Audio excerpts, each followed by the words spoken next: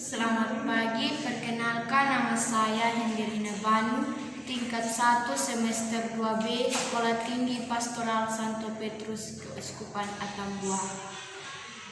Pada pertemuan kali ini, saya akan mengajarkan tentang katekese umat. Katekese umat dibagi menjadi 3 subtema, yaitu sejarah dan pengertian katekese umat, tujuan katekese umat, proses katekese umat. Pertama, sejarah katekese umat. PKKI 1 pada tahun 1977 muncul gagasan katekese umat sebagai arah katekese di Indonesia masa kini. PKKI 2 pada tahun 1980 kembali ditegaskan gagasan katekese umat, dan PKKI 1 agar lebih operasional. PKKI 3 pada tahun 1984 pembinaan pembina katekese umat. PKKI 8 pada tahun 2004 masih berbicara tentang katekese umat. PKKI 2 menghasilkan rumusan katekese umat yang terdiri dari 6 hal pokok.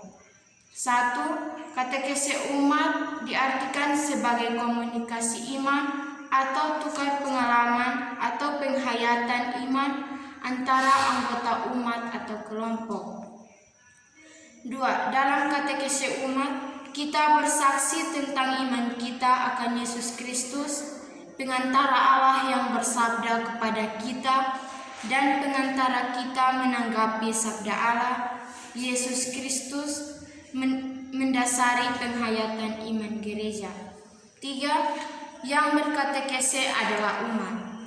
Kristus menjadi pola hidup pribadi, juga pola kehidupan kelompok, baik di kelompok basis, sekolah maupun perguruan tinggi.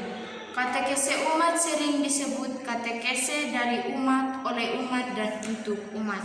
4. Dalam katekese yang menjemaat ini, pemimpin katekese bertindak terutama sebagai pengarah dan pelancar atau fasilitator, membangkitkan gairah supaya para peserta berani berbicara, menciptakan suasana komunikatif.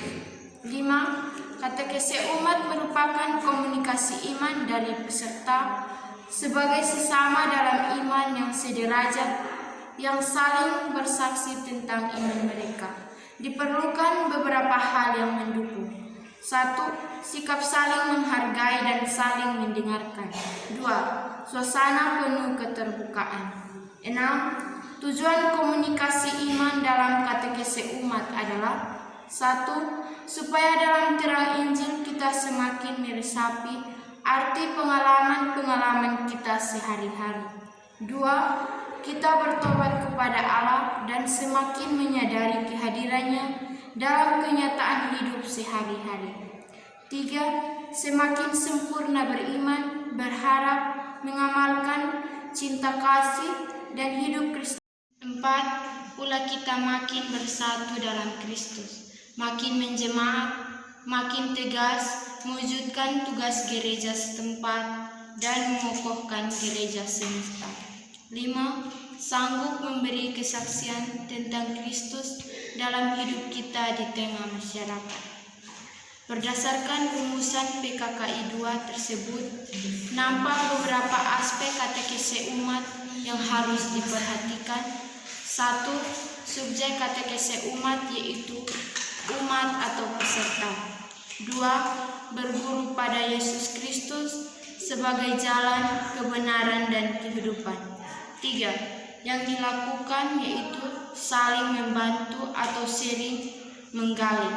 Dalam katekese umat, makna hidup dalam terang Injil. 4. Hasil yang diharapkan yaitu menjadi saksi-saksi Kristus yang mampu meresapkan nilai-nilai Injil di lingkungan.